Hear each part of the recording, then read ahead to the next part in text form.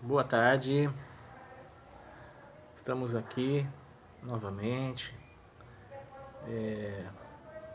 Toda semana eu tenho feito um vídeo diferente falando sobre um texto literário, mas hoje eu quero falar de um grande best-seller. Talvez não, eu vou dizer com certeza que é o maior best-seller de todos os tempos.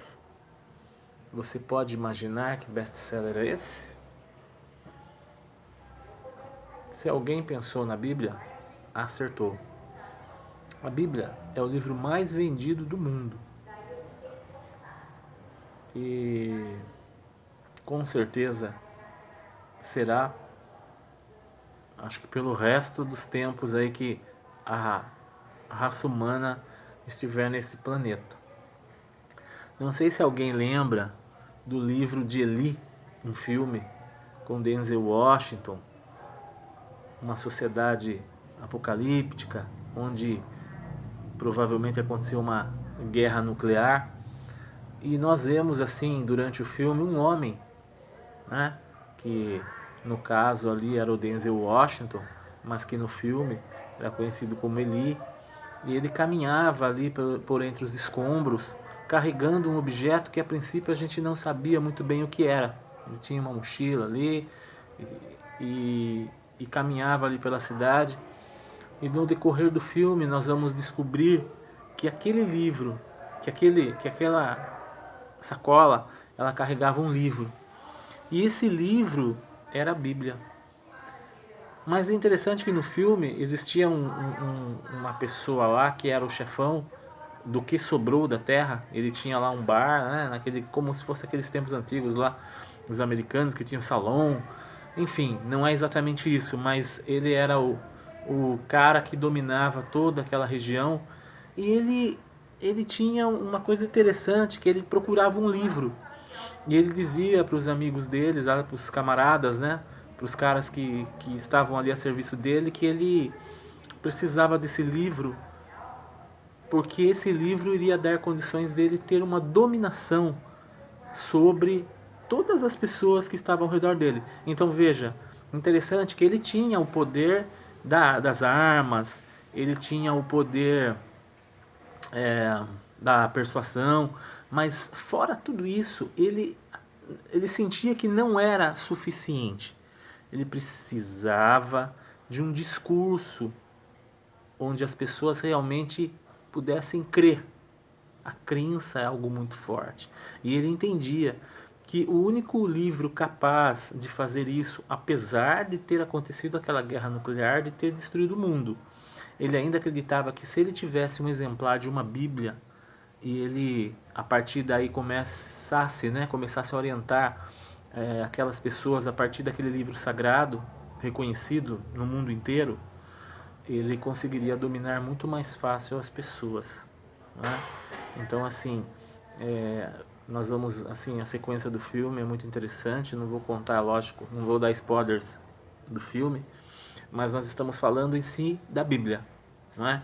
E assim como aquele homem no filme acreditava que a Bíblia era um livro capaz de fazer mentes e corações, né? Convencer mentes e corações, persuadir mentes e corações. Da mesma maneira, nós vemos hoje em dia que a Bíblia é um livro muito usado e às vezes de forma errada. Ou não digo nem errada, tá? Acho que errado é uma palavra muito forte, mas limitada. Então na Bíblia nós temos ali uma riqueza muito grande, um livro que não é apenas um livro religioso. Se você pegar a Bíblia para estudar sem o olhar religioso, você vai perceber que a Bíblia ela tem vários gêneros textuais dentro dela, porque a Bíblia significa livro. Nós temos 66 livros na Bíblia. E cada um desses livros, ele repercute em um gênero textual. Por exemplo, um gênero textual que tem na Bíblia é o gênero da epopeia, o gênero épico. O que seria o gênero épico? É a história de um grande herói, de como esse grande herói se fez, de como é a vida desse grande herói. E qual que é o herói que existe na Bíblia? Tem muitos, mas vamos dizer um que é bastante é conhecido? Sansão, pela sua força, pelos homens que matou, pela história, o fim da vida dele. Foi um épico. Mas também não existe só o épico. Nós temos na Bíblia, por exemplo, crônicas. Crônicas é um gênero literário. A crônica de todos os reis que passaram pela história de Israel. Nós temos também um romance. Onde que está o romance? Nós temos Cantares de Salomão, que é a história de um homem que se apaixonou por uma mulher e ele, todo dia, ele vai lá e se declara para sua amada, e o livro é muito interessante. Mas também não termina por aí. Nós temos Salmos, que é um gênero textual que nós poderíamos colocar como poesia. O Senhor, meu pastor, e nada me faltará. Andar me faz por verdes pastos. Guia-me mansamente pelas veredas da justiça por amor do seu nome, refrigerar minha alma. Prepara-me uma mesa na presença dos meus inimigos e o meu cálice transborda. Vejam, são diversos gêneros que se interpõem ali no livro sagrado. No Novo Testamento nós temos as epístolas, as cartas do apóstolo Paulo.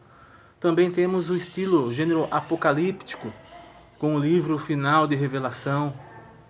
Então, assim, a Bíblia é um livro histórico. Nós temos lá a história da Babilônia, nós temos a história dos caldeus, né? Dos sírios, dos assírios.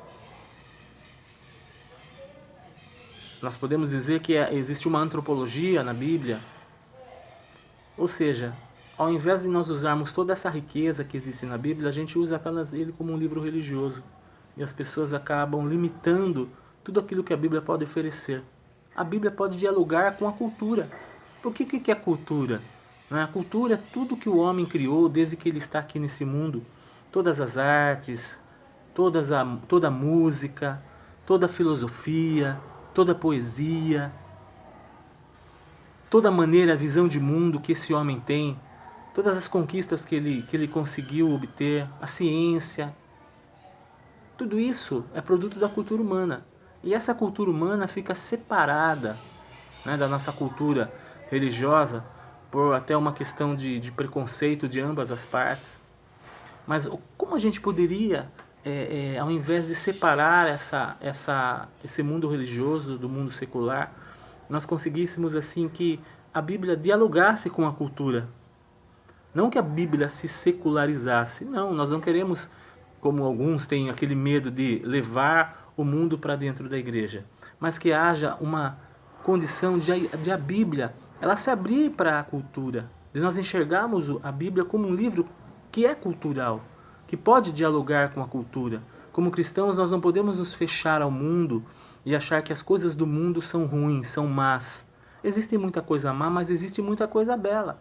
Nós vemos no tempo da Igreja Católica, nós vemos assim, tanto na arte, na cultura em geral, na filosofia, mesmo na época de alguns mecenas que existiam no Renascimento, que eram religiosos, até mesmo alguns papas, que eles deram um grande impulso às artes. Nós temos lá o Michelangelo, nós temos o Rafael, pintores que fizeram a Capela Sistina, onde as igrejas ali eram todas adornadas com pinturas bíblicas. Ou seja, a igreja em determinado momento, ela dialogou com a cultura. Infelizmente, nos dias atuais, nós estamos vendo um fechamento de visão de mundo, onde a Bíblia ela é reduto apenas de um grupo de pessoas que a usam apenas como um livro religioso. Mas ela é muito mais que isso, e ela é muito mais bela do que isso. E nós podemos sim ser cristãos, mas não sermos fechados no mundo pequeno. Isso é perigoso. Nós temos assim uma história de um livro também bastante famoso, inclusive um dos clássicos da literatura e um dos livros mais lidos no mundo, que é o Dom Quixote de La Mancha.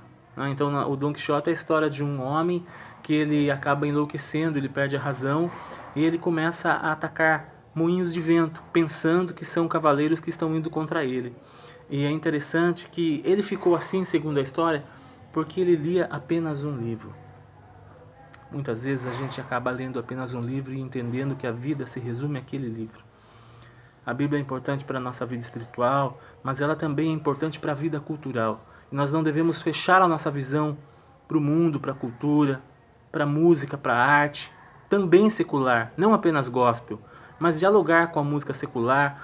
Nós temos aí o Bach, nós temos o Beethoven, tantos autores aí da música clássica mesmo, que foram cristãos, que fizeram muitas músicas pensando ali na espiritualidade. Importante nós ampliarmos a nossa visão de mundo. No Brasil nós estamos passando por um momento de dogmatismo, onde as pessoas estão vendo apenas uma parte da realidade. Mas eu te convido a enxergar a Bíblia como um livro muito rico, muito profundo, muito maior do que um simples livro religioso.